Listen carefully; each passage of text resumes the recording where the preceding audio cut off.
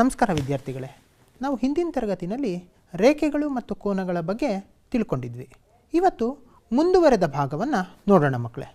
ಅದಕ್ಕೆ ನೋಡೋಕ್ಕೆ ಮುಂಚೆ ಈಗ ಒಂದು ಚಟುವಟಿಕೆ ಮಾಡೋಣ ಮಕ್ಕಳೇ. ನೀವಿವಾಗ ಪೇಪರು, ಪೆನ್ಸಿಲ್ಲು, ಸ್ಕೇಲು ತೊಗೊಂಡು ಏನು ಮಾಡಬೇಕು, ಯಾವುದಾದರೂ ಎರಡು ರೇಖೆಗಳನ್ನು ಎಳೀರಿ ಮಕ್ಕಳೇ. ಯಾವ ಥರ ನಿಮಗೆ ಬರೋದು ಎಲ್ಲ ರೀತಿಯಲ್ಲೂ ಕೂಡ ರೇಖೆಗಳನ್ನು ಎಳೀರಿ. ನೋಡೋಣ ಹೇಗೆ ಮಾಡ್ತೀರಾ ನೋಡಿ. ಮಾಡಿದ್ದೀರಲ್ವ ಮಕ್ಕಳ? ಈಗ ನೋಡೋಣ ನಿಮ್ಮ ರೇಖೆಗಳು ಯಾವ್ಯಾವ ಥರ ಇರ್ಬೋದು ನೋಡಿ. ಈ ಥರನೂ ನೀವು ಎಳೆದಿರ್ಬೋದು. ಇಲ್ಲಿ ನಾನು ಎರಡು ರೇಖೆಗಳನ್ನು ಎಳೆದಿದ್ದೀನಿ, ಪಿ ಕ್ಯೂ ಮತ್ತು ಆರ್ ಎಸ್. ಯಾವ ಥರ ಇದೆ ನಿಮ್ಮ ರೇಖೆಗಳು? ಈ ಥರ ಬೇಕಾದರೂ ಇರ್ಬೋದು, ಅಥವಾ ಈ ಥರ ಬೇಕಾದರೂ ಇರ್ಬೋದು. ಎ ಬಿ ಮತ್ತು ಸಿ ಡಿ. ಇಲ್ಲಿ ಬೇರೆ ಥರ ಬಂದಿದೆ ಅಲ್ವಾ? ಎಸ್. ಹಾಗೆ ಇನ್ನೊಂದು ಥರ ಬಂದಿದೆ ನೋಡಿ, ಯಾವುದು? ಒ ಪಿ ಮತ್ತು ಎಮ್ ಎನ್. ಈ ಥರ ಕೂಡ ಆಗಿರ್ಬೋದು ಮಕ್ಕಳೇ. ಇಷ್ಟೇ. ಈ ಥರ ಬಿಟ್ಟು ಬೇರೆ ಥರ ನೀವು ಮಾಡಿರ್ಬೋದಾ? ಈಗ ಇವುಗಳ ವ್ಯತ್ಯಾಸ ಏನು ಹಾಗೆ ಗಮನಿಸಿ. ನೋಡೋಣ ಮಕ್ಕಳ, ಈಗ ಒಂದೊಂದೇ ನೋಡ್ಕೊಂಡು ಹೋಗೋಣ. ನಿಮ್ಮ ದಿನನಿತ್ಯ ಜೀವನದಲ್ಲಿ ಈ ಥರ ರೇಖೆಗಳನ್ನು ಎಲ್ಲೆಲ್ಲಿ ನೋಡಿದ್ದೀರಾ ಮಕ್ಕಳೇ? ನೋಡಿ, ಟಾರ್ ರೋಡಲ್ಲಿ ಆ ಥರ ಲೈನ್ಗಳನ್ನು ಹಾಕಿದ್ದಾರೆ. ಹಾಗೆ ಎರಡನೇ ಚಿತ್ರದಲ್ಲಿ ಎಲ್ಲಿ ತೋರಿಸ್ತಾ ಇದೆ? ಎಸ್, ಅದು ಎಲೆಕ್ಟ್ರಿಕ್ ಪೋಲ್ಸ್ ಅಲ್ವಾ? ಮೂರನೇದು ಮನೆಗಳಲ್ಲಿ, ನಾಲ್ಕನೇದು ಮನೆಗಳಲ್ಲಿ. ಇನ್ನೂ ಮುಖ್ಯವಾಗಿ ಮಕ್ಕಳೇ, ನಿಮ್ಮ ರೂಲ್ಡ್ ಎಕ್ಸಸೈಸ್ ಬುಕ್ಕಲ್ಲಿ ಕೂಡ ಈ ಥರ ರೇಖೆಗಳಿವೆ. ಇವೆಲ್ಲ ರೇಖೆಗಳು ಹೇಗೆ ಕಾಣ್ತಾ ಇದೆ ನೋಡಿ ನಿಮಗೆ. ಹಾಗೆ ರೈಲ್ವೆ ಹಳಿಯನ್ನು ನೋಡಿದ್ದೀರಿ ನೀವು, ರೈಲ್ವೆ ಹಳಿನಲ್ಲೂ ಕೂಡ ರೇಖೆಗಳು ಕಾಣ್ತಾ ಇದೆ. ಹಾಗೆ ಮನೆಯ ಟೈಲ್ಸ್ನ ತುದಿನಲ್ಲಿ ಇರುವಂತಹ ರೇಖೆಗಳು ನೋಡಿ, ಆ ರೇಖೆಗಳು ಕೂಡ ಕಾಣ್ತಾ ಇದೆ. ಹಾಗಾದರೆ ಈ ಎಂಥ ರೇಖೆಗಳಿವು? ಹಾಗೆ ನೋಡಿ, ಇನ್ನೂ ಬೇರೆ ಬೇರೆ ಉದಾಹರಣೆಗಳಿದೆ. ಮನೆಯಲ್ಲಿ ಕಿಟಕಿಯ ಸರಳುಗಳು ಕಾಣ್ತಾ ಇದೆ, ಗೇಟ್ ಕಾಣ್ತಾ ಇದೆ ಅಲ್ವಾ? ಕತ್ರಿನಲ್ಲಿ ನೋಡಿ ಯಾವ ಥರ ರೇಖೆಗಳು ಉಂಟಾಗ್ತಾ ಇದೆ. ಇಲ್ಲಿ ರಂಗೋಲಿನಲ್ಲಿ ಯಾವ್ಯಾವ ಥರ ರೇಖೆಗಳು ಉಂಟಾಗ್ತಾ ಇದೆ ಅಲ್ವಾ ಮಕ್ಕಳೇ? ಈಗ ಎ ಬಿ ಮತ್ತು ಸಿ ಡಿ ಎರಡು ರೇಖೆಗಳಿದೆ. ಈ ರೇಖೆಗಳು ಎಂತಹ ರೇಖೆಗಳು, ಹೇಗಂತ ಕರಿಬೋದು? ಹಾಗೆ ನೋಡ್ತಾ ಇರಿ. ಈಗ ರೇಖೆಗಳನ್ನು, ಆ ರೇಖೆಗಳನ್ನು ವೃದ್ಧಿಸಿದ್ದೀವಿ. ಯಾಕೆ? ಅವೆರಡೂ ಕೂಡ ಸರಳ ರೇಖೆಗಳಾದವು. ನಮಗಾಗಲೇ ಗೊತ್ತು ಸರಳ ರೇಖೆ ಅಂದ್ರೇನು. ಸರಳ ರೇಖೆಯನ್ನು ಎರಡೂ ಪಾರ್ಶ್ವದಲ್ಲಿಯೂ ಕೂಡ ವೃದ್ಧಿಸಬಹುದು, ಎರಡೂ ಕಡೆಯೂ ಅನಂತದ ದೂರವರೆಗೂ ವೃದ್ಧಿಸಬಹುದು. ಈಗ ನಾನು ಹಾಗೆ ವೃದ್ಧಿಸಿದಾಗ ಇದು ಎಲ್ಲಿ? ಓ ಬಿಂದುವಿನಲ್ಲಿ ಏನಾಗ್ತಾ ಇದೆ? ಛೇದಿಸ್ತಾ ಇದೆ. ಅಂದರೆ ಎರಡೂ ಸರಳ ರೇಖೆಗಳು ಕೂಡ ಒಂದು ಬಿಂದುವಿನಲ್ಲಿ ಛೇದಿಸ್ತಾ ಇದೆ. ಛೇದಿಸ್ತಾ ಇದೆ ಅಂದರೆ ಅರ್ಥ ಇಂತಹ ರೇಖೆಗಳನ್ನು ಏನಂತ ಕರಿಬೋದು ನಾವು? ಕರೆಕ್ಟ್ ಮಕ್ಕಳೇ, ಛೇದಿಸುವ ರೇಖೆಗಳು ಅಂತ ಕರಿತೀವಿ. ಹಾಗೆ ಇನ್ನೊಂದು ಉದಾಹರಣೆ ನೋಡೋಣ ಮಕ್ಕಳೇ. ಈಗ ನೋಡಿ, ಪಿ ಕ್ಯೂ ಮತ್ತು ಆರ್ ಎಸ್ ಈ ಥರನೂ ಕೂಡ ನೀವು ರೇಖೆಗಳನ್ನು ಬರೆದಿದ್ರಿ. ಈ ರೇಖೆಗಳು ಎಂತಹ ರೇಖೆಗಳು? ಇದನ್ನು ಕೂಡ ನಾನು ವೃದ್ಧಿಸ್ತಾ ಇದ್ದೀನಿ. ವೃದ್ಧಿಸಿದ್ರೆ ಏನಾಗ್ತಾ ಇದೆ? ಎಲ್ಲೂ ಕೂಡ ಛೇದಿಸ್ತಾ ಇಲ್ಲ. ಛೇದಿಸ್ತಾ ಇಲ್ಲ ಅಂದರೆ ಎಂತಹ ರೇಖೆಗಳು? ಛೇದಿಸದ ರೇಖೆಗಳು. ಛೇದಿಸದ ರೇಖೆಗಳಿಗೆ ಇನ್ನೊಂದು ಅರ್ಥ ಕೊಡ್ತೀವಿ. ಏನಂತ? ಸಮಾನ ಅಂತರ ರೇಖೆಗಳು. ಯಾಕೆ ಸಮಾನ ಅಂತರ ರೇಖೆಗಳು ಅಂತ ಕರಿತೀವಿ? ಸಮಾಂತರ ರೇಖೆಗಳು ಅಂತ ಕೂಡ ಕರಿತೀವಿ. ಯಾಕೆ ಅಂದರೆ ಅವೆರಡರ ನಡುವಿನ ದೂರ, ಲಂಬ ಎತ್ತರ ಏನಾಗಿದೆ? ಸಮವಾಗಿದೆ. ನೋಡಿ ಮಕ್ಕಳೇ, ಯಾವುದೇ ಎರಡು ಬಿಂದುಗಳಲ್ಲಿ ಅದರ ಲಂಬ ಎತ್ತರ ಏನಾಗ್ತಾ ಇದೆ? ಸಮ ಆಗ್ತಾ ಇದೆ. ಇಲ್ಲಿ ಎಷ್ಟು ಬರ್ತಾ ಇದೆ? ನನಗೆ ಈ ರೇಖೆಗಳಲ್ಲಿ 13 ಸೆಂಟಿಮೀಟರ್ ಎತ್ತರ ಬರ್ತಾ ಇದೆ. ನೀವು ಕೂಡ ಇದೇ ಥರ ಸಮಾಂತರ ಸರಳ ರೇಖೆಗಳನ್ನು ಹಾಕ್ಕೊಂಡು ನಿಮ್ಮ ಸ್ಕೇಲ್ನ ಸಹಾಯದಿಂದ ಅಳತೆಯನ್ನು ಮಾಡಿ ನೋಡಿ, ಆಗ ಕರೆಕ್ಟಾಗಿ ಗೊತ್ತಾಗುತ್ತೆ. ಹಾಗಾದರೆ ಇಂತಹ ರೇಖೆಗಳನ್ನು ನಾವೇನಂತ ಕರಿಬೋದು? ಸಮಾಂತರ ರೇಖೆಗಳು. ಸಮ ಅಂತರವುಳ್ಳ ರೇಖೆಗಳನ್ನು ಸಮಾಂತರ ರೇಖೆಗಳು ಅಂತ ಕರಿತೀವಿ. ಎರಡು ಸಮಾಂತರ ರೇಖೆಗಳಿದೆ, ಪಿ ಕ್ಯೂ ಮತ್ತು ಆರ್ ಎಸ್. ಈ ಎರಡೂ ರೇಖೆಗಳನ್ನು ಮೇಲೆ ಇನ್ನೊಂದು ರೇಖೆ ಛೇದಿಸ್ತಾ ಇದೆ ಅಲ್ವಾ? ಎಲ್ ಎಮ್ ಅನ್ನುವಂತಹ ರೇಖೆ ಏನಾಗ್ತಾ ಇದೆ?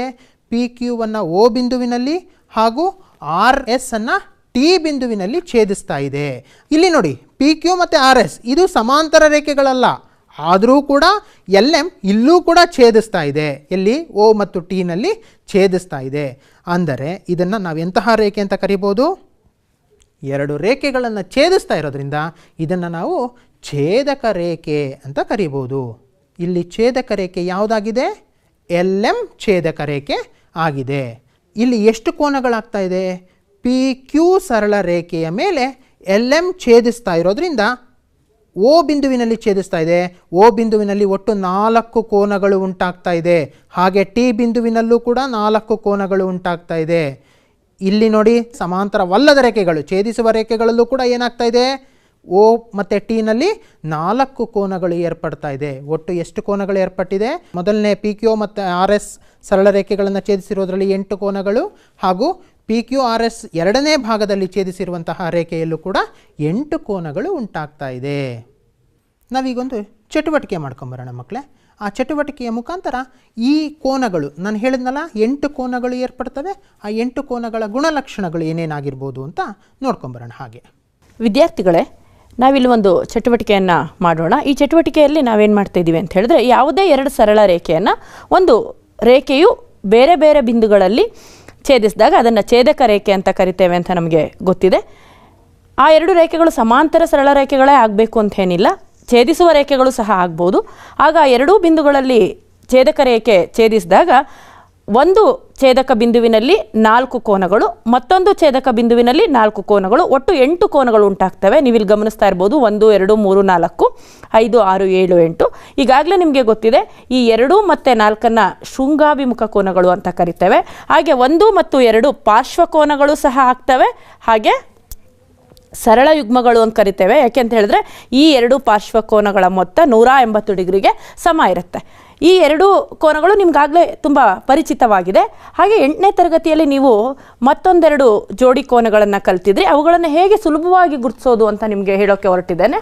ನೋಡಿ ಇಲ್ಲಿ ಮಕ್ಕಳೇ, ಈ 2 ರೇಖೆಗಳನ್ನು ಒಂದು ಛೇದಕ ರೇಖೆ ಕತ್ತರಿಸಿದಾಗ ಇಲ್ಲಿ ಉಂಟಾಗ್ತಾ ಇದೆಯಲ್ಲ, ಇದು ಒಂದು ಇಂಗ್ಲೀಷ್ ಆಲ್ಫಾಬೆಟ್ ಇದೆ, ನಿಮಗೆ ಗೊತ್ತಾಗ್ತಾ ಇದೆ. ಇದೇನಿದೆ, ಎಫ್ ಅನ್ನುವಂತಹ ಇಂಗ್ಲೀಷ್ ಆಲ್ಫಾಬೆಟ್. ಈ ಎಫ್ನಲ್ಲಿ 2 ಬಿಂದುಗಳಲ್ಲಿ ಕೋನ ಉಂಟಾಗ್ತಾ ಇದೆ. ಈ ರೀತಿ ಎಫ್ ಆಕಾರದಲ್ಲಿ ಉಂಟಾಗುವಂತಹ ಕೋನಗಳನ್ನು ಛೇದಕದ ಒಂದೇ ಬದಿಯಲ್ಲಿ ಉಂಟಾಗ್ತಾ ಇದೆ. ಇವನ್ನು ನಾವು ಅನುರೂಪ ಕೋನಗಳು ಅಂತ ಹೇಳಿ ಕರಿತೇವೆ. ಈ ಎಫ್ ಅನ್ನೋದು ಈ ರೀತಿಯಾಗಿಯೂ ಸಹ ಇರಬಹುದು. ಹೀಗೆ ನಾವು ಉಲ್ಟಾ ಎಫ್ ಬರೆದಾಗಲೂ ಸಹ 2 ಕೋನಗಳು ಉಂಟಾಗ್ತವೆ, ಹೌದಲ್ವಾ? ನೋಡಿ ಇಲ್ಲಿ ಗಮನಿಸ್ತಾ ಇದ್ದೀರಲ್ವಾ? ಸೊ ಇದು ಸಹ ಒಂದು ಜೊತೆ ಅನುರೂಪ ಕೋನಗಳು. ಒಟ್ಟಾರೆ 4 ಜೊತೆ ಎಫ್ ಆಕಾರದ ಕೋನಗಳು ಉಂಟಾಗ್ತವೆ. ಈ ರೀತಿ ಎಫ್ ಶೇಪಲ್ಲಿ ಇರುವಂಥದ್ದನ್ನು ನಾವು ಅನುರೂಪ ಕೋನಗಳು ಅಂತ ಹೇಳ್ತೇವೆ. ಅನುರೂಪ ಕೋನಗಳನ್ನು ಸುಲಭವಾಗಿ ನೆನಪಿನಲ್ಲಿ ಇಟ್ಕೊಳ್ಳುವಂತಹ ವಿಧಾನ ಇದಾಗಿದೆ. ಹಾಗೆ ಇನ್ನೊಂದು ಆಲ್ಫಾಬೆಟ್ ಆಕಾರದಲ್ಲೂ ಸಹ ಕೋನಗಳು ಉಂಟಾಗ್ತವೆ. ಅದು ಯಾವುದು ಅಂತ ನಾನು ನಿಮಗೆ ತೋರಿಸೋಕೆ ಹೊರಟಿದ್ದೇನೆ. ಇದಕ್ಕೆ ನಿಮಗೆ ಗೊತ್ತಿದೆ ಈ ಅಕ್ಷರ ಯಾವುದು ಅಂತ ಹೇಳಿ, ಝೆಡ್ ಅಲ್ವಾ? ಝೆಡ್ ಆಕಾರದಲ್ಲೂ ಸಹ 2 ಕೋನಗಳು ಉಂಟಾಗುತ್ತೆ. ಆ ಝೆಡ್ ಆಕಾರದಲ್ಲಿ ಉಂಟಾಗ್ತಾ ಇರುವಂತಹ ಕೋನಗಳು ಯಾವ್ಯಾವು? 4 ಮತ್ತು 6. ಇವನ್ನ ಪರ್ಯಾಯ ಅಂತರ್ಕೋನಗಳು ಅಂತ ಹೇಳಿ ಕರಿತೇವೆ. ಹಾಗೆ ಇಲ್ಲಿ ಗಮನಿಸಿ, ಇದು ಸಹ ಝೆಡ್ ಆಕಾರದಲ್ಲೇ ಇದೆ. ಝೆಡ್ ಆಕಾರದಲ್ಲಿ ಉಂಟಾಗ್ತಾ ಇರುವ ಮತ್ತೊಂದು ಜೊತೆ ಕೋನಗಳು ಯಾವ್ಯಾವು? 3 ಮತ್ತು 5. ಇವು ಒಳಬದಿಯಲ್ಲಿ ಉಂಟಾಗ್ತಾ ಇರೋದ್ರಿಂದ ಇವನ್ನ ಪರ್ಯಾಯ ಅಂತರ್ಕೋನಗಳು ಅಂತ ಹೇಳಿ ಕರಿತೇವೆ. ಹಾಗಾದರೆ ಪರ್ಯಾಯ ಅಂತರ್ಕೋನಗಳನ್ನು ನಾವು ಸುಲಭವಾಗಿ ಗುರುತಿಸಬಹುದು. ಝೆಡ್ ಆಕಾರದಲ್ಲಿ ಇರುವಂತಹ ಕೋನಗಳು ಪರ್ಯಾಯ ಅಂತರ್ಕೋನಗಳು, ಎಫ್ ಆಕಾರದಲ್ಲಿ ಇರುವಂಥವು ಅನುರೂಪ ಕೋನಗಳು ಆಗಿರ್ತವೆ. ಯಾಕೆ ನಮಗೆ ಅನುರೂಪ ಕೋನಗಳು ಮತ್ತು ಪರ್ಯಾಯ ಕೋನಗಳು ಅತ್ಯಂತ ಅವಶ್ಯಕತೆ ಇದೆ ಅಂತ ಹೇಳಿದ್ರೆ, ನೀವು ಮುಂದೆ ಪ್ರಮೇಯದಲ್ಲಿ ಇವುಗಳನ್ನು ತುಂಬ ಹೆಚ್ಚಾಗಿ ಬಳಸ್ತೀರಾ. ಯಾವುದೇ 2 ರೇಖೆಗಳು ಸಮಾಂತರ ರೇಖೆಗಳು ಅಂತ ಹೇಳಬೇಕು ಅಂತ ಹೇಳಿದ್ರೆ, ಗಮನಿಸಿ ಮಕ್ಕಳೇ, ಒಂದು ಜೊತೆ ಅನುರೂಪ ಕೋನಗಳು ಸಮ ಆಗಿಬಿಟ್ರೆ ಆಗ 2 ರೇಖೆಗಳು ಸಮಾಂತರ ಸರಳ ರೇಖೆಗಳಾಗ್ತವೆ. ಹಾಗಾಗಿ ನಾವು ಸಮಾಂತರ ಸರಳ ರೇಖೆಗಳೇ ಹೌದೇ ಅಲ್ವೇ ಅಂತೇಳಿ ಪರೀಕ್ಷಿಸೋದಕ್ಕೆ ಹೆಚ್ಚಾಗಿ ಉಪಯೋಗಿಸೋದು ಅನುರೂಪ ಕೋನಗಳ ಜೋಡಿ ಸಮವಾಗಿದೆಯೇ ಅಂಥೇಳಿ ನಾವು ಪರೀಕ್ಷಿಸ್ತೇವೆ. ಹಾಗೆ ನೀವು ನೋಡಿ ಇಲ್ಲಿ ಒಂದು ಜೊತೆ ಪರ್ಯಾಯ ಅಂತರ್ಕೋನಗಳು ಸಹ ಸಮ ಆಗ್ತವೆ. ಇದನ್ನು ಈಗ ಈ ಒಂದು ಅವಧಿಯಲ್ಲಿ ಹೆಚ್ಚಾಗಿ ನೀವು ತಿಳಿದುಕೊಳ್ತೀರಾ. ಪರ್ಯಾಯ ಅಂತರ್ಕೋನಗಳು ಸಹ ಸಮ ಇರ್ತವೆ. ಆ 2 ರೇಖೆಗಳು ಸಮಾಂತರ ಸರಳ ರೇಖೆಗಳು ಆಗಿದ್ದರೆ. ಈಗ ನೀವು ತಿಳ್ಕೊಂಡ್ರಿ ಸುಲಭವಾಗಿ ಎಫ್ ಕೋನಗಳು ಅಂದರೆ ಅನುರೂಪ ಕೋನಗಳನ್ನು ಗುರುತಿಸೋದು, ಹಾಗೆ ಪರ್ಯಾಯ ಅಂತರ್ಕೋನಗಳು ಅಂದರೆ ಝೆಡ್ ಆಕಾರದ ಕೋನಗಳನ್ನು ಗುರುತಿಸುವಂಥದ್ದು. ಚಟುವಟಿಕೆ ಇಷ್ಟ ಆಗಿದೆ ಅಲ್ವಾ ಮಕ್ಕಳೇ? ಸುಲಭವಾಗಿ ನೆನಪಲ್ಲಿ ಇಟ್ಕೊಳ್ತೀರಾ ಅಲ್ವಾ? ಹಾಂ, ಚಟುವಟಿಕೆ ಚೆನ್ನಾಗಿತ್ತಲ್ವಾ ಮಕ್ಕಳೇ? ಈಗ ನೋಡಿ, ಪಿ ಕ್ಯೂ ಮತ್ತು ಆರ್ ಎಸ್ ಎಂತಹ ರೇಖೆಗಳು? ಸಮಾಂತರ ಸರಳ ರೇಖೆಗಳಾಗಿದ್ದಾವೆ. ಇದನ್ನು ಎಲ್ ಎಮ್ ರೇಖೆಯು ಓ ಮತ್ತು ಟಿಗಳಲ್ಲಿ ಛೇದಿಸ್ತಾ ಇದೆ. ಇಲ್ಲಿ ಎಲ್ ಎಮ್ ಛೇದಕ ರೇಖೆ ಆಗ್ತಾ ಇದೆ. ಇಲ್ಲಿ ನೋಡಿ ಎಷ್ಟು ಥರ ಕೋನಗಳು ಏರ್ಪಡ್ತಾ ಇದೆ? ಒಟ್ಟು 8 ಥರ ಕೋನಗಳು ಏರ್ಪಡ್ತಾ ಇದೆ. ಆದರೆ ಇಲ್ಲಿ ನೋಡಿ ಕಲರ್ ಹೇಗಿದೆ? ಕೋನ 1 ಮತ್ತು ಕೋನ 2, ಹಾಗೆ ಕೋನ 7 ಮತ್ತು ಕೋನ 8. ಯಾಕೆ ಇವೆರಡೇ ತಗೊಂಡ್ವಿ? ಏನಿರ್ಬೋದು ಇದರ ಗುಣಲಕ್ಷಣಗಳು? ಹಾಗೆ ನೋಡೋಣ.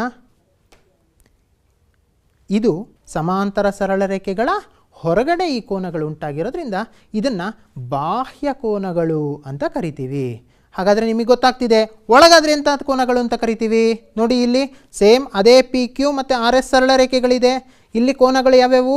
3 ಮತ್ತು 4, 5 ಮತ್ತು 6, ಕೋನ 3 ಕೋನ 4, ಕೋನ 5 ಮತ್ತು ಕೋನ 6. ಇವು ಸಮಾಂತರ ಸರಳ ರೇಖೆಗಳ ಒಳಗೆ ಉಂಟಾಗಿರೋದ್ರಿಂದ ಇದನ್ನು ನಾವೆಂಥ ಕೋನಗಳು ಅಂತ ಕರಿತೀವಿ? ಅಂತರ್ಕೋನಗಳು ಅಂತ ಕರಿತೀವಿ. ಹಾಗೆ ಅನುರೂಪ ಕೋನಗಳು. ಯಾವ್ಯಾವ ಅನುರೂಪ ಕೋನಗಳು? ಅನುರೂಪ ಕೋನ ಅಂದರೆ ಏನು ನೋಡಿ ಮಕ್ಕಳೇ. ಹಾಗೆ ಕೋನ 1 ಮತ್ತು ಕೋನ 5, ಹಾಗೆ ಕೋನ 2 ಮತ್ತು ಕೋನ 6, ಕೋನ 3ಕ್ಕೆ ಕೋನ 7. ಹಾಗಾದರೆ ನಿಮಗೆ ಗೊತ್ತಾಗ್ತಿದೆ, ಕೋನ 8ಕ್ಕೆ ಕೋನ 4. ಇವುಗಳನ್ನು ಅನುರೂಪ ಕೋನಗಳು ಅಂತ ಕರಿತೀವಿ. ಪರ್ಯಾಯ ಅಂತರ್ಕೋನಗಳು. ಪರ್ಯಾಯ ಕೋನಗಳು ಗೊತ್ತಿದೆ. ಅಂತರ್ಕೋನ ಅಂದ್ರೇನು? ಒಳಗಡೆ ಆಗುವಂತಹ ಕೋನಗಳು. ಪರ್ಯಾಯವಾಗಿರುವಂತಹ ಅಂತರ್ಕೋನಗಳು ಯಾವ್ಯಾವು? 4 ಮತ್ತು 6. ಹಾಗಾದರೆ ಇನ್ನೊಂದು ಯಾವುದೇ ಇರ್ಬೋದು? ಕರೆಕ್ಟ್, 3 ಮತ್ತು 5. ಇವು ಪರ್ಯಾಯ ಅಂತರ್ಕೋನಗಳು. ಮಕ್ಕಳೇ, ಈಗಾಗಲೇ ನಿಮಗೆ ಗೊತ್ತಾಗ್ತಾ ಇದೆ, ಅಂತರ್ಕೋನ ಗೊತ್ತಾಯ್ತು ಈಗ. ಹಾಗಾದರೆ ಪರ್ಯಾಯ ಬಹಿರ್ಕೋನಗಳು ಯಾವ್ಯಾವು? ನೀವೇ ಯೋಚನೆ ಮಾಡಿ ನೋಡೋಣ. ಕೋನ 1 ಮತ್ತು ಕೋನ 7, ಹಾಗೆ ಕೋನ 2 ಮತ್ತು ಕೋನ 8. ಇವು ಬಹಿರ್ಕೋನಗಳು, ಆದರೆ ಪರ್ಯಾಯ ಬಹಿರ್ಕೋನಗಳಾಗಿವೆ. ಈಗ ಛೇದಕದ ಒಂದೇ ಪಾರ್ಶ್ವದಲ್ಲಿರುವ ಅಂತರ್ಕೋನಗಳು ಅಂದರೆ ಒಂದೇ ಸೈಡಲ್ಲಿರುವಂಥದ್ದು ಯಾವ್ಯಾವ ಇರ್ಬೋದು? ಇವೆಲ್ಲ ನಾವಾಗಲೇ 8ನೇ ತರಗತಿನಲ್ಲಿ ಕಲ್ತಿದ್ದೀವಿ ಮಕ್ಕಳೇ, ಆದರೆ ಮತ್ತೊಮ್ಮೆ ಪುನರ್ಮನನ ಮಾಡಿಕೊಳ್ಳೋಣ. ಕೋನ 4 ಮತ್ತು ಕೋನ 5, ಹಾಗೆ ಇನ್ನೊಂದು ಈ ಕಡೆ ಪಾರ್ಶ್ವದಲ್ಲಿರುವಂಥದ್ದು ಕೋನ 3 ಮತ್ತು ಕೋನ 6.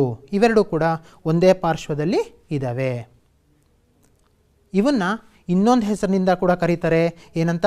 ಕ್ರಮಾನುಗತ ಅಂತರ್ಕೋನಗಳು ಅಥವಾ ಮೈತ್ರಿ ಕೋನಗಳು ಅಂತಲೂ ಕರೀತಾರೆ. ಅನುರೂಪ ಕೋನಗಳು ಯಾವ್ಯಾವು ಗೊತ್ತಾಗಿದೆ ನಿಮಗೆ? ಕೋನ 1ಕ್ಕೆ ಕೋನ 5, ಕೋನ 2ಕ್ಕೆ ಕೋನ 6, ಹಾಗೆ ಕೋನ 4ಕ್ಕೆ ಕೋನ 8, ಕೋನ 3ಕ್ಕೆ ಕೋನ 7. ಈಗ ಏನಾಗ್ತಿದೆ ನೋಡಿ ಹಾಗೆ ಮಕ್ಕಳೇ. ಕೋನ 1 ಕೋನ 5ರ ಮೇಲೆ ಐಕ್ಯವಾಗ್ತಾ ಇದೆ. ಐಕ್ಯವಾಗೋದು ಅಂದರೆ ಏನು ಅರ್ಥ? ಕೋನ 1 = ಕೋನ 5, ಎರಡರ ಬೆಲೆಗಳು ಕೂಡ ಒಂದೇ ಆಗಿದೆ. ಹಾಗೆ ಕೋನ 2 = ಕೋನ 6, ಹಾಗೆ ಕೋನ 3 = ಕೋನ 7, ಹಾಗೆ ಕೋನ 4 = ಕೋನ 8. ಮಕ್ಕಳ ಏನು ಅರ್ಥ ಆಗ್ತಾ ಇದೆ ಇದರಿಂದ? ಸಮಾಂತರ ಸರಳ ರೇಖೆಗಳನ್ನು ಒಂದು ಛೇದಕವು ಛೇದಿಸಿದಾಗ ಉಂಟಾಗುವ ಅನುರೂಪ ಕೋನಗಳು ಪರಸ್ಪರ ಸಮವಾಗಿರುತ್ತವೆ ಅಲ್ವಾ ಮಕ್ಕಳ? ಇದನ್ನೇ ಸಾರ್ವತ್ರೀಕರಿಸಿದಾಗ ಈ ಥರ ನಾವು ಹೇಳ್ಬೋದು. ಎರಡು ಸಮಾಂತರ ಸರಳ ರೇಖೆಗಳನ್ನು ಒಂದು ಛೇದಕವು ಛೇದಿಸಿದಾಗ ಏರ್ಪಡುವ ಪ್ರತಿಯೊಂದು ಜೊತೆ ಅನುರೂಪ ಕೋನಗಳು ಕೂಡ ಸಮವಾಗಿರುತ್ತವೆ. ಇದನ್ನೇ ನಾವು ಆಧಾರ ಪ್ರತಿಜ್ಞೆ ಅಂತ ಕರಿತೀವಿ. ಮಕ್ಕಳೇ, ಈ ಆಧಾರ ಪ್ರತಿಜ್ಞೆಗೆ ಮತ್ತೊಂದು ಹೆಸರು ಕೂಡ ಇದೆ, ಅನುರೂಪ ಕೋನಗಳ ಆಧಾರ ಪ್ರತಿಜ್ಞೆ ಅಂತ ಕರಿತೀವಿ. ನೋಡಿ ಮಕ್ಕಳೇ, ಇಲ್ಲಿ ಎರಡು ಅನುರೂಪ ಕೋನಗಳಿವೆ, ಎರಡು ಸರಳ ರೇಖೆಗಳಿದೆ. ಆ ಎರಡೂ ಸರಳ ರೇಖೆಗಳಲ್ಲಿ ಅನುರೂಪ ಕೋನಗಳು ಉಂಟಾಗಿದೆ. ಈ ಅನುರೂಪ ಕೋನಗಳು ಪರಸ್ಪರ ಸಮವೇ? ಒಂದು ಸತಿ ಚೆಕ್ ಮಾಡೋಣ. ಕೋನ MTR = ಕೋನ LOP ಅಂತ ಹೇಳಿದೆ. ನೋಡಿ, ಒಂದರ ಮೇಲೆ ಒಂದು ಐಕ್ಯ ಆಗ್ತಾ ಇದೆ. ಅರ್ಥ ಏನು? ಯಾವುದೇ ಎರಡು ಸರಳ ರೇಖೆಗಳನ್ನು ಒಂದು ಛೇದಕವು ಛೇದಿಸಿದಾಗ ಉಂಟಾಗುವ ಅನುರೂಪ ಕೋನಗಳು ಸಮವಾಗಿದ್ದರೆ ಆ ಎರಡು ರೇಖೆಗಳು ಏನಾಗಿರುತ್ತೆ? ಸಮಾಂತರ ಸರಳ ರೇಖೆಗಳಾಗಿರುತ್ತೆ. ಇಲ್ಲಿ ನೋಡಿ ಮಕ್ಕಳೇ, ಆ ಎರಡು ರೇಖೆಗಳು ಕೂಡ ಸಮಾಂತರವಾಗಿದೆಯೇ ನೋಡಿ, ಚೆಕ್ ಮಾಡ್ತಾ ಇರಿ. ಎಸ್, ಅಂದರೆ ಇದನ್ನು ನಾವು ಸಾರ್ವತ್ರೀಕರಿಸೋದಾದರೆ ಒಂದು ಛೇದಕವು ಎರಡು ಸರಳ ರೇಖೆಗಳನ್ನು ಛೇದಿಸಿದಾಗ ಏರ್ಪಡುವ ಒಂದು ಜೊತೆ ಅನುರೂಪ ಕೋನಗಳು ಸಮವಾಗಿದ್ದರೆ ಆ ಎರಡು ರೇಖೆಗಳು ಪರಸ್ಪರ ಸಮಾಂತರವಾಗಿರುತ್ತೆ. ಮಕ್ಕಳೇ, ಇಲ್ಲಿ ಏನು ಅಬ್ಸರ್ವ್ ಮಾಡಬೇಕು ಅಂದರೆ, ಎರಡು ರೇಖೆಗಳನ್ನು ಒಂದು ಛೇದಕವು ಛೇದಿಸಿದಾಗ ಏರ್ಪಡ್ತಾ ಇರುವಂತಹ ಅನುರೂಪ ಕೋನ ಏನಿದೆ, ಯಾವುದಾದ್ರೂ ಒಂದು ಜೊತೆ ಅನುರೂಪ ಕೋನ ಸಮ ಆಗಿದ್ದರೆ ಸಾಕು, ಆ ಎರಡು ಸರಳ ರೇಖೆಗಳು ಕೂಡ ಪರಸ್ಪರ ಸಮಾಂತರವಾಗಿರ್ತವೆ. ಮಕ್ಕಳೇ, ಈಗ ಒಂದು ಚಟುವಟಿಕೆಯನ್ನು ಮಾಡ್ಕೊಂಬರೋಣ. ಆ ಚಟುವಟಿಕೆಯ ನಂತರ ಮುಂದೆ ನೋಡೋಣ. ಇದೇನಿದೆ ಅಂತ ಹೇಳಿದ್ರೆ, ನೀವು ಬಳಸುವಂತಹ ಒಂದು ರೂಲ್ಡ್ ಶೀಟ್ ಏನಂತ ಕರಿತೇವೆ ಅದು. ಈ ಶೀಟಲ್ಲಿ ಯಾವುದೇ ಎರಡು ರೇಖೆಗಳನ್ನು ನೀವು ತೆಗೆದುಕೊಂಡ್ರೆ ಅವು ಸಮಾಂತರ ಸರಳ ರೇಖೆಗಳೇ ಆಗಿರ್ತವೆ. ಸಮಾಂತರ ಸರಳ ರೇಖೆಗಳೇ ಅಲ್ಲಿ ಅನುರೂಪ ಕೋನಗಳು ಸಮ ಇರ್ತವೆ ಅಂತ ನೋಡಿದಿರಲ್ವ. ಅದನ್ನು ನೀವು ಕೋನಮಾಪಕ ಸಹಾಯದಿಂದ ಅಳತೆ ಮಾಡಿ ಆ ಪ್ರಮೇಯವನ್ನು ನೀವು ಪರೀಕ್ಷಿಸಬಹುದು. ನೋಡಿ, ಇಲ್ಲಿ ಒಂದು ಅನುರೂಪ ಕೋನ ಉಂಟಾಗ್ತಾ ಇದೆ. ಈ ಅನುರೂಪ ಕೋನ ಇದಕ್ಕೆ ಸಮವಾಗಿದೆಯಾ ಪರೀಕ್ಷಿಸಿ. ಹೌದು, ಸಮವಾಗಿದೆ. ಹಾಗೆ ಇಲ್ಲಿ ನೋಡಿ, ಇಲ್ಲೂ ಸಹ ಎರಡು ಅನುರೂಪ ಕೋನಗಳ ಜೋಡಿ ಸಮ ಇದೆ ಅಂತ ತೋರ್ಸಕೊಟ್ಟಿದ್ದೀನಿ, ಹೌದಲ್ವಾ. ಇಲ್ಲಿ ನೋಡಿ, ಇಲ್ಲಿ ನಾನು ಅದಕ್ಕೆ ಸಮ ಅನುರೂಪವಾಗಿರುವಂತಹ ಕೋನಗಳನ್ನು ನಾನು ನೋಡಿದಾಗ ಹೌದು, ಇದು ಮತ್ತು ಇದು ಸಮ ಇದೆ, ಹಾಗೆ ಇದು ಮತ್ತು ಇದು ಸಮ ಇದೆ. ಇದನ್ನು ನೀವು ಕೋನಮಾಪಕದ ಸಹಾಯದಿಂದ ಸುಲಭವಾಗಿ ಒಂದು ರೂಲ್ ಶೀಟ್ ತೆಗೆದುಕೊಂಡು ಸರಳ ರೇಖೆಯನ್ನು ರಚಿಸಿ ಪರೀಕ್ಷೆ ಮಾಡಬಹುದಾಗಿರುತ್ತೆ. ಹಾಗೂ ಪ್ರಮೇಯವನ್ನು ಪರೀಕ್ಷಿಸಿ ನೀವು ಅರ್ಥ ಮಾಡ್ಕೊಳ್ಬಹುದಾಗಿರುತ್ತೆ ಮಕ್ಕಳೇ. ಇಲ್ಲಿ ನೋಡಿ, ಹಾಗೆ ಎರಡು ರೇಖೆಗಳಿದೆ. ಆ ಎರಡು ರೇಖೆಗಳ ನಡುವಿನ ಅಂತರ ಎಷ್ಟಿದೆ?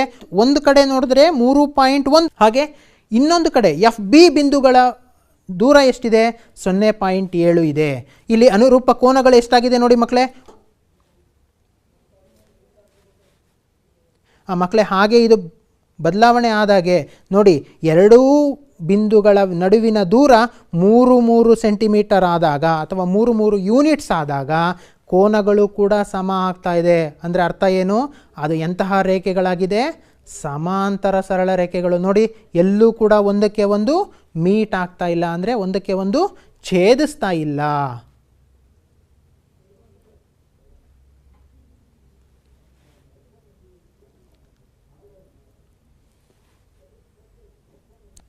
ಇಲ್ಲೇನಾಗಿದೆ ನೋಡಿ ಮಕ್ಕಳೇ, ಹಾಗೆ PQ ಮತ್ತು RS ಸಮಾಂತರ ಸರಳ ರೇಖೆಗಳು. ಇಲ್ಲಿ ಅಂತರ್ಕೋನಗಳು ಅಂದರೆ ಒಳಗಿನ ಕೋನಗಳು ಏನಾಗ್ತದೆ? ಪರ್ಯಾಯ ಕೋನಗಳು 4 ಮತ್ತು 6, ಹಾಗೆ 3 ಮತ್ತು 5 ಪರ್ಯಾಯ ಕೋನಗಳಾಗಿವೆ. ಈ ಪರ್ಯಾಯ ಕೋನಗಳ ಗುಣಲಕ್ಷಣ ಏನಿರ್ಬೋದು ಹಾಗೆ ನೋಡೋಣ ಮಕ್ಕಳ. ನೋಡ್ತಾ ಇರಿ, ಹಾಗೆ ಅಬ್ಸರ್ವ್ ಮಾಡಿ. ಕೋನ 4 ಕೋನ 6ಕ್ಕೆ ಐಕ್ಯ ಆಗ್ತಾ ಇದೆ. ಐಕ್ಯ ಆಯಿತು ಅಂದರೆ ಅರ್ಥ ಏನು? ಕೋನ 4 ಈಸ್ ಈಕ್ವಲ್ ಟು ಕೋನ 6, ಹಾಗೆ ಕೋನ 3 ಈಸ್ ಈಕ್ವಲ್ ಟು ಕೋನ 5 ಆಗ್ತಾ ಇದೆ ಅಲ್ವಾ ಮಕ್ಕಳೇ? ಕೋನ 3 ಈಸ್ ಈಕ್ವಲ್ ಟು ಕೋನ 5. ಅಂದರೆ ಯಾವುದೇ ಸಮಾಂತರ ಸರಳ ರೇಖೆಗಳನ್ನು ಒಂದು ಛೇದಕವು ಛೇದಿಸಿದಾಗ ಉಂಟಾಗುವ ಪರ್ಯಾಯ ಅಂತರ್ಕೋನಗಳು ಪರಸ್ಪರ ಸಮವಾಗಿರುತ್ತವೆ. ಈಗ ನಾವು ಒಂದು ಚಟುವಟಿಕೆಯ ಮೂಲಕ ಇದನ್ನು ಪ್ರೂವ್ ಮಾಡಿದ್ವಿ ಮಕ್ಕಳೇ. ಹಾಗೆ ಇದನ್ನು ಒಂದು ಪ್ರಮೇಯದ ರೀತಿಯಲ್ಲಿ ಸಾಧಿಸಬೇಕು.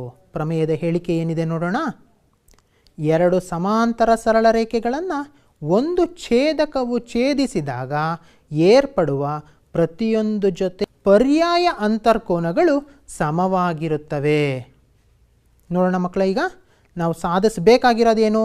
ನಮಗೆ ಗೊತ್ತಿರೋದು ಇಷ್ಟೇ. ಏನು? PQ ಮತ್ತು RS ಸಮಾಂತರ ಸರಳ ರೇಖೆಗಳು. LM ಒಂದು ಛೇದಕ ರೇಖೆ. LM ಛೇದಕ ರೇಖೆಯು PQವನ್ನು Oನಲ್ಲಿ ಹಾಗೂ RSನ್ನು T ಬಿಂದುವಿನಲ್ಲಿ ಛೇದಿಸ್ತಾ ಇದೆ. ಇಷ್ಟು ನಮಗೆ ಗೊತ್ತಿದೆ. ದತ್ತ ಕೊಟ್ಟಿರೋದೇನಿದೆ? PQ RS ಸಮಾಂತರವಾಗಿದೆ, ಅದು ಸಮಾಂತರ ಚಿಹ್ನೆ.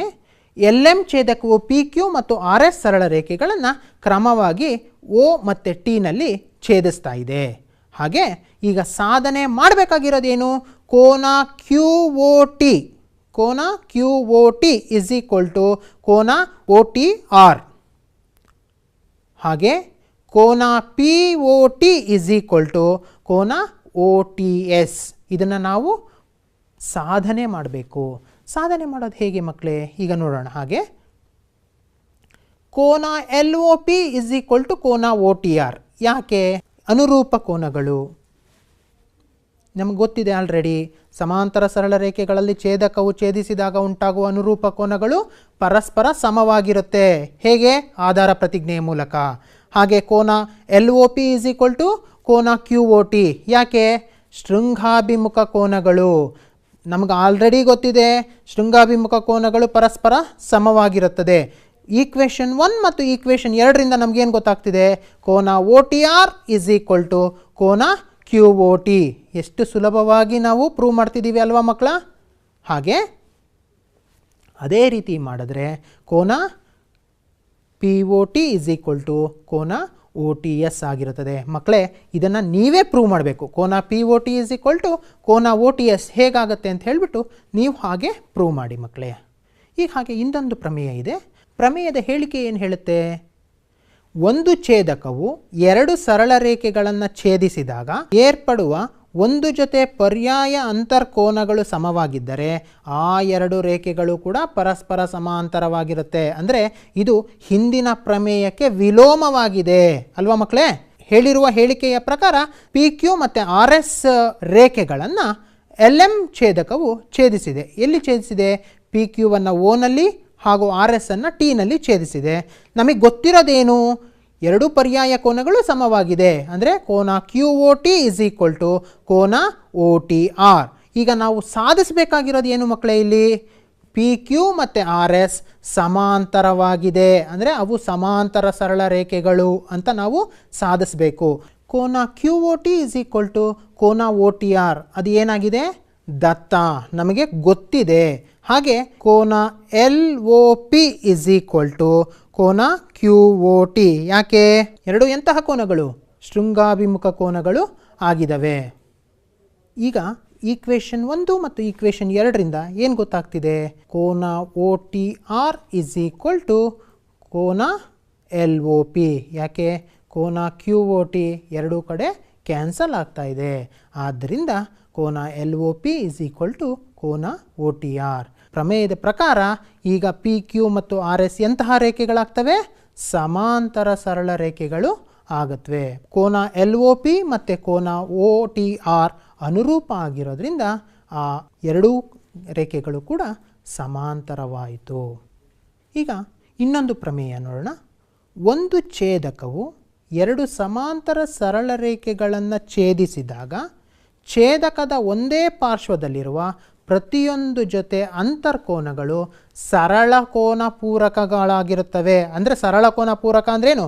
ಅಂದರೆ ಎರಡನ್ನು ಕೂಡಿದ್ರೆ ಸರಳ ಕೋನ ಆಗುತ್ತೆ ಅಂತ ಹೇಳ್ತಾ ಇದ್ದಾರೆ. ಈಗ ನೋಡಿ ಮಕ್ಕಳೇ, ಹಾಗೆ ಛೇದಕದ ಒಂದೇ ಪಾರ್ಶ್ವದಲ್ಲಿರುವ ಅಂತರ್ಕೋನಗಳು ಯಾವ್ಯಾವು? ಕೋನ 4 ಮತ್ತು ಕೋನ 5, ಹಾಗೆ ಕೋನ 3 ಮತ್ತು ಕೋನ 6. ನೋಡಿ ಕೋನ 4 ಏನಾಗ್ತಿದೆ? ಕೋನ 4 ಪ್ಲಸ್ ಕೋನ 5 ಏನಾಗ್ತಿದೆ? 180 ಡಿಗ್ರಿ. ಯಾಕೆ? ಸರಳ ಯುಗ್ಮಗಳು. ಹಾಗೆ ಕೋನ 3 ಪ್ಲಸ್ ಕೋನ 6 ಏನಾಗ್ತಿದೆ? ಅದು ಕೂಡ ಸರಳ ಯುಗ್ಮಗಳು.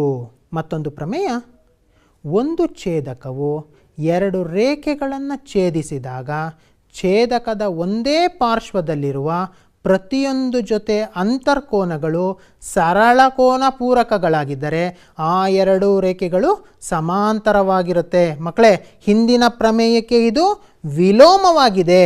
ಈಗ ನೋಡಿ ಮಕ್ಕಳೇ, ಹಾಗೆ ಎರಡು ಬಿಂದುಗಳು E ಮತ್ತು A ನ ದೂರ ಎಷ್ಟಿದೆ? 3 ಯೂನಿಟ್ ಇದೆ. F ಮತ್ತು B ನ ದೂರ ಎಷ್ಟಿದೆ? 0.5 ಇದೆ. ಕೋನಗಳು ಎಷ್ಟಾಗ್ತಿದೆ? ಕೋನಗಳ ಬೆಲೆ ಕೂಡ ಬೇರೆ ಬೇರೆ ಇದೆ. ಹಾಗೆ ನೋಡಿ ಮಕ್ಕಳೇ, ಈಗೇನಾಗ್ತಾ ಇದೆ? ಎರಡು ಬಿಂದುಗಳ ನಡುವಿನ ದೂರ ಈಕ್ವಲ್ ಆದಾಗ, ಅಂದರೆ 3 ಸೆಂಟಿಮೀಟರ್ ಆದಾಗ ಕೋನಗಳು ಕೂಡ ಏನಾಗ್ತಿದೆ? ಅವೆರಡು ಕೋನಗಳನ್ನು ಕೂಡಿದಾಗ ಎಷ್ಟು ಬರ್ತಾ ಇದೆ ನೋಡಿ? 180 ಬರ್ತಿದೆ. ಆದರೆ ಇಲ್ಲಿ ನೋಡಿ, ದೂರ ಜಾಸ್ತಿ ಆದಾಗೆ, ಆದರೆ ಛೇದಿಸುವ ರೇಖೆಗಳಾದರೆ ಕೋನಗಳು ಕೂಡ ಯಾವುದೇ ಕಾರಣಕ್ಕೂ ಅದು 180 ಡಿಗ್ರಿ ಬರಲ್ಲ. 180 ಡಿಗ್ರಿ ಯಾವಾಗ ಬರುತ್ತೆ? ಅವೆರಡು ಸಮಾಂತರವಾಗಿದ್ದಾಗ ಮಾತ್ರ ಆ ಎರಡು ಕೋನಗಳ ಮೊತ್ತ 180 ಡಿಗ್ರಿ ಬರುತ್ತೆ. ಮಕ್ಕಳೇ, ಈಗ ಇಲ್ಲಿ PQ ಮತ್ತು RS ಸಮಾಂತರ ಸರಳ ರೇಖೆಗಳಿವೆ. ಈ ಎರಡೂ ಸಮಾಂತರ ಸರಳ ರೇಖೆಗಳಿಗೆ ಇನ್ನೊಂದು ರೇಖೆ TU ಒಂದು ರೇಖೆ ಇದೆ. ಈ ಮೂರೂ ರೇಖೆಗಳನ್ನು MN ರೇಖೆಯು ಛೇದಿಸ್ತಾ ಇದೆ. ಕ್ರಮವಾಗಿ ABC ಬಿಂದುಗಳಲ್ಲಿ ಛೇದಿಸ್ತಾ ಇದೆ. ನೋಡಿ ಮಕ್ಕಳ, ಕೋನ 1 ಈಸ್ ಈಕ್ವಲ್ ಟು ಎಷ್ಟಾಯಿತು? ಕೋನ 2. ಯಾಕೆ? ಎರಡು ಕೂಡ ಅನುರೂಪ ಕೋನಗಳು. ಹಾಗೆ ಕೋನ 1 ಈಸ್ ಈಕ್ವಲ್ ಟು ಕೋನ 3. ಎಂತಹ ಕೋನಗಳು? ಅನುರೂಪ ಕೋನಗಳು. ಹಾಗಾದರೆ ಕೋನ 2 ಈಸ್ ಈಕ್ವಲ್ ಟು ಕೋನ 3, ಅದು ಕೂಡ ಅನುರೂಪ ಕೋನಗಳೇ. ಅಂದರೆ ಮೂರೂ ರೇಖೆಗಳನ್ನು ಒಂದು ಛೇದಕವು ಛೇದಿಸಿದಾಗ ಅನುರೂಪ ಕೋನಗಳು ಸಮವಾಗಿದ್ದರೆ ಆ ಮೂರೂ ಕೂಡ ಒಂದಕ್ಕೆ ಒಂದು ಸಮಾಂತರವಾಗಿರುತ್ತೆ. ಒಂದೇ ರೇಖೆಗೆ ಸಮಾಂತರವಾಗಿರುವ ರೇಖೆಗಳು ಪರಸ್ಪರ ಸಮಾಂತರವಾಗಿರುತ್ತವೆ. ಇದನ್ನು ಪ್ರಮೇಯ 3.6 ಅಂತ ಹೇಳ್ತೀವಿ ಮಕ್ಕಳೇ. ಈಗ ಲೆಕ್ಕದ ಸಮಯ. ಒಂದು ಲೆಕ್ಕ ಮಾಡ್ಕೊಂಬರೋಣ. ಹಾಗೆ ಚಿತ್ರದಲ್ಲಿ ಎಕ್ಸ್ ಮತ್ತು ವೈ ಬೆಲೆಯನ್ನು ಕಂಡುಹಿಡಿದು ಎ ಬಿ ಸಿ ಡಿಗೆ ಸಮಾಂತರವಾಗಿದೆ ಅಂತ ತೋರಿಸ್ಬೇಕು. ಈಗ ನೋಡಿ ಮಕ್ಕಳೇ, ಇಲ್ಲಿ ಎ ಬಿ ಸಿ ಡಿ ಸಮಾಂತರವಾಗಿದೆ ಅಂತ ನಾವು ನೋಡ್ತಾ ಇದ್ದೀವಿ. ಆದರೆ ಅದನ್ನು ನಾವು ಸಾಧಿಸಬೇಕಾಗಿದೆ. ನಮಗೆ ಕೊಟ್ಟಿರೋದೇನು? ಕೋನ E G A is equal to 50 degree, ಹಾಗೆ ಕೋನ C H F is equal to 130 degree ಕೊಟ್ಟಿದ್ದಾರೆ. ಈಗ ನಾವೇನು ಮಾಡಬೇಕು ಮಕ್ಕಳೇ? ಹಾಗೆ ಕೋನ A G H is equal to X ಅಂತ ತಗೊಳ್ಳೋಣ.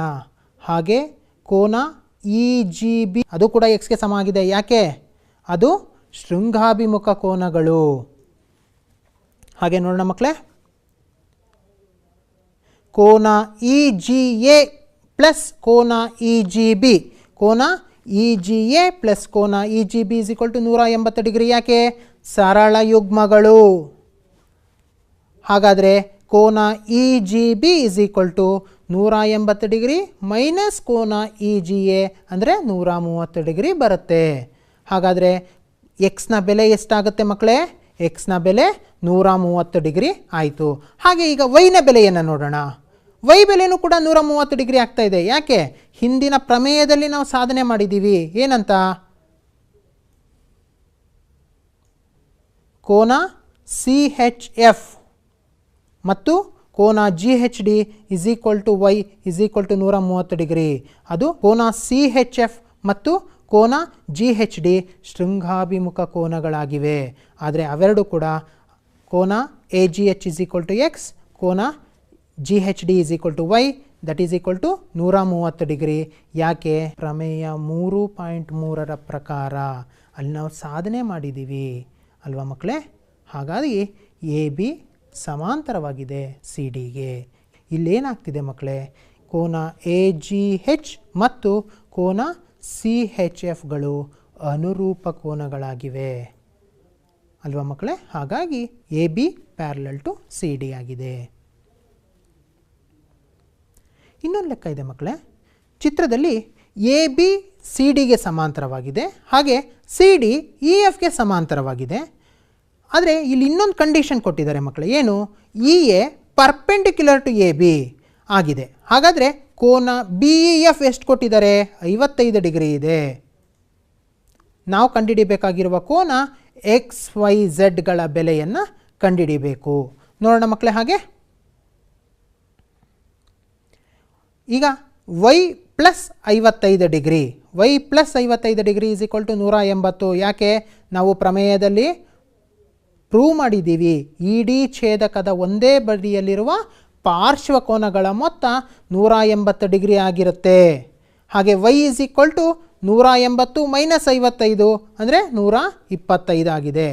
X is equal to Y. ಯಾಕೆ? ಅದು ಕೂಡ ಆಧಾರ ಪ್ರತಿಜ್ಞೆಯ ಮೂಲಕ ನೋಡಿದಾಗ ಎ ಬಿ ಅನ್ನೋದು ಸಿ ಡಿಗೆ ಸಮಾಂತರವಾಗಿದೆ ಅಂತ ಹೇಳಿದ್ದಾರೆ. ಹಾಗಾಗಿ ಸಮಾಂತರ ಸರಳ ರೇಖೆಗಳಲ್ಲಿ ಅನುರೂಪ ಕೋನಗಳು ಪರಸ್ಪರ ಸಮ ಆಗಿರುತ್ತೆ. X is equal to Y is equal to 125 degree ಆಗಿರುತ್ತೆ. ಹಾಗಾಗಿ ಎ ಬಿ ಸಿ ಡಿಗೆ ಸಮಾಂತರವಾಗಿದೆ, ಸಿ ಡಿ ಇ ಎಫ್ಗೆ ಸಮಾಂತರವಾಗಿದೆ. ಹಾಗಾದರೆ ಎ ಬಿಯು ಕೂಡ ಇ ಎಫ್ಗೆ ಸಮಾಂತರವಾಗಿದೆ. ಹಾಗಾದರೆ ನೋಡೋಣ ಮಕ್ಕಳ, ಈಗ ಕೋನ ಇ ಎ ಬಿ ಕೋನ ಎಫ್ ಇ ಎ ಇದರ ಬೆಲೆ 180 ಡಿಗ್ರಿ ಆಗ್ತಾ ಇದೆ. ಯಾಕಾಗ್ತಾ ಇದೆ? ಇದು ಕೂಡ ಇ ಎ ಛೇದಕದ ಒಂದೇ ಬದಿಯಲ್ಲಿರುವ ಪಾರ್ಶ್ವಕೋನಗಳು ಪ್ರಮೇಯದಲ್ಲಿ ನಾವು ಪ್ರೂವ್ ಮಾಡಿದ್ದೀವಿ. ಹಾಗಾಗಿ 90 degree plus Z plus 55 is equal to 180. Z is equal to 180 minus 145 ಅಂದರೆ ಝೆಡ್ನ ಬೆಲೆ 35 ಡಿಗ್ರಿ ಆಗುತ್ತೆ. ಮಕ್ಕಳೇ, ಈಗ ಹೋಮ್ವರ್ಕ್ ಟೈಮ್ ಅಭ್ಯಾಸ 3.2ರಲ್ಲಿ ಲೆಕ್ಕಗಳಿವೆ. ಆ ಲೆಕ್ಕಗಳನ್ನು ಹಾಗೂ ಉದಾಹರಣೆಯಲ್ಲಿ ನೀಡಿರುವಂತಹ ಲೆಕ್ಕಗಳನ್ನು ನೀವು ಮಾಡಬೇಕು. ಮಾಡಿ ನಿಮ್ಮ ಶಿಕ್ಷಕರಿಗೆ ತೋರಿಸಬೇಕು ಮಕ್ಕಳೇ. ಹಾಗಾದರೆ ಮುಂದಿನ ತರಗತಿಯಲ್ಲಿ ನಾವೇನೇನು ಕಲಿತೀವಿ? ಮುಂದಿನ ತರಗತಿಯಲ್ಲಿ ತ್ರಿಭುಜದ ಕೋನಗಳ ಗುಣಲಕ್ಷಣಗಳು, ಹಾಗೆ ಅದಕ್ಕೆ ಸಂಬಂಧಿಸಿದ ಹಾಗೆ ಪ್ರಮೇಯಗಳು, ಅಭ್ಯಾಸದ ಲೆಕ್ಕಗಳನ್ನು ಕಲಿತೀವಿ. ಇವನ್ನೆಲ್ಲ ಮತ್ತೊಮ್ಮೆ ನೀವು ಪ್ರಾಕ್ಟೀಸ್ ಮಾಡಬೇಕು ಮಕ್ಕಳೇ. ಈ ಪ್ರಮೇಯಗಳು ಮುಂದೆ ಕೂಡ ನಿಮಗೆ ತುಂಬ ಹೆಲ್ಪ್ ಆಗುತ್ತೆ. ಹಾಗಾಗಿ ಮುಂದಿನ ತರಗತಿಯಲ್ಲಿ ಭೇಟಿ ಮಾಡೋಣ. ಧನ್ಯವಾದಗಳು.